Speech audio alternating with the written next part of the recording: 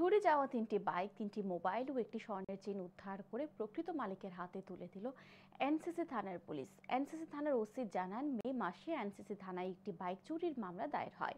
এই ঘটনার তদন্তে নেমে পুলিশ ৩টি বাইক উদ্ধার করতে সক্ষম হয়। আদালতের নির্দেশে শনিবার বাইক ৩টি প্রকৃত মালিকের হাতে তুলে দেওয়া হয়েছে। এই চুরির মামলায় ৩ জন গ্রেফতার হয়েছে। ধৃতরা বর্তমানে জেল হেফাজতে রয়েছে। পাশাপাশি গত ২ মাসে এনসিসি থানায় বেশ কয়েকটি মোবাইল মিসিং এর অভিযোগ দায়ের হয়। পুলিশ আইএমএই নাম্বার ট্র্যাক করে ৩টি মোবাইল উদ্ধার করতে সক্ষম হয়। শনিবার এই ৩টি মোবাইল প্রকৃত মালিকের হাতে তুলে দেওয়া হয়। সেই স্বর্ণের চেইনটি উদ্ধার করে এই দিন পূজা রানী পালের হাতে তুলে দেওয়া হয়েছে।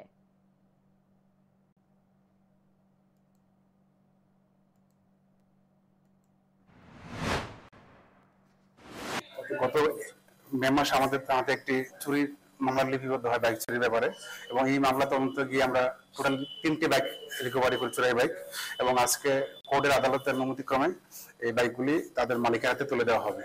পরবর্তীতে আমাদের থানাতে লাস্ট 1-2 মাসে একটি মোবাইল মিসিং এর ইনফরমেশন আসে, তো আমরা আইএমএই ট্র্যাক করে মোবাইল রিকভারি করি 3টি মোবাইল। আজ এই সঠিক মালিকের হাতে মোবাইলকে তুলে দেওয়া হবে।